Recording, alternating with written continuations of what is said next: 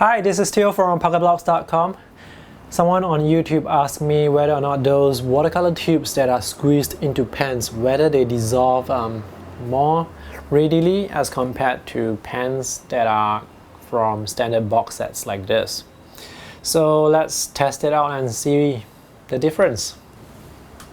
The person who asked me the question was told by Winsor & Newton representatives that their watercolor tubes, when they are dry, it's more difficult to dissolve as compared to their pens, which uses a different formula. So that's what I'm going to test today. I'm going to use Winsor & Newton watercolors and see whether or not that is true. I'm going to use 6 colors here. 1, 2, 3, 4, 5, 6, and maybe a ultramarine. 7 colors. These are all squeezed from the tube. Now before I paint with the watercolors, I always add a drop of water to the paints to make them a bit wet so that they are easy to dissolve. I will do that for the tube paints and also for the pens here.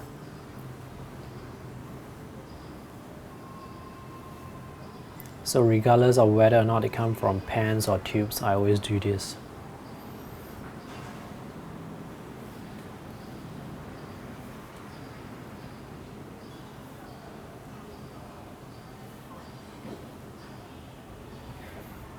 Okay, let's start. Let's start with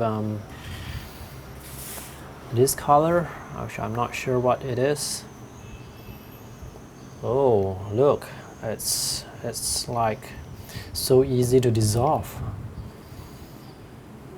Oh, it's so nice. I picked up so much pigment, and that is from a tube paint. Let me wash my brush and go with the next color. It's some sort of brown. I'm not sure what this color is. Again, I'm just dabbing it a few times and I was able to pick up a lot of pigment as well. On to the next color. This is some sort of red, very intense. I managed to pick up a lot of pigment. The paint dissolved very readily as well. Let's see what this color is. This is some sort of I'm not sure what this color is actually, but it dissolves pretty well. Next up is a phthalo. This is a phthalo blue, I think.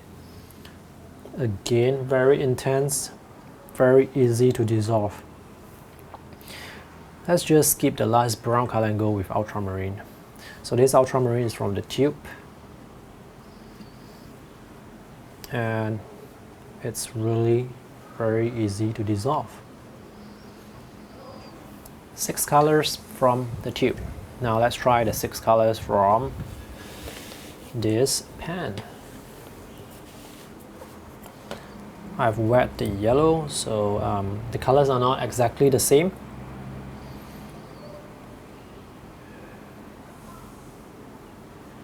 It's okay, I guess, but I feel that I wasn't able to pick up as much pigment, so I need to add a bit more water to the pens.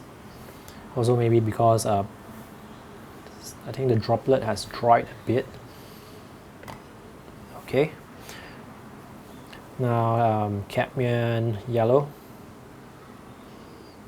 Again, I realized that once I start dabbing onto the paint, the water almost gets absorbed into the pen and the water is almost gone. But yes, you can get very intense color as well. Cadmium red. Very intense also. Permanent alizarin crimson.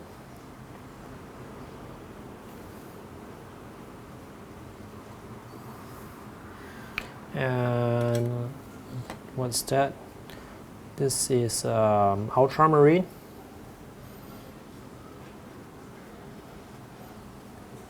And lastly, let's pick up a brown color.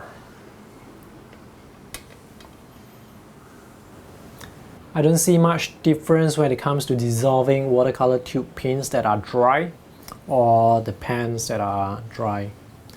Can you see any difference in intensity? Just now while I was using it, I feel that the watercolor tubes are actually a bit softer and easier to pick up. And it also depends a lot on the type of pigment that is used. For example, in many brands, the Viridian color it will dry into rock, so that's almost impossible to dissolve after that. So it really depends a lot on the pigment itself. But other than that, for the general purpose colors like the primary colors, they dissolve pretty well. So each tube, if you buy a large tube usually have 15 ml. A small pan has a 2 ml capacity, so with a tube you can fill the small pan about 7 times, so it's definitely much more economical to get the tube and squeeze it into pans. Just make sure that the pan dries properly, if not the paints will be a bit runny and will run all over the box. So that's just something to take note of.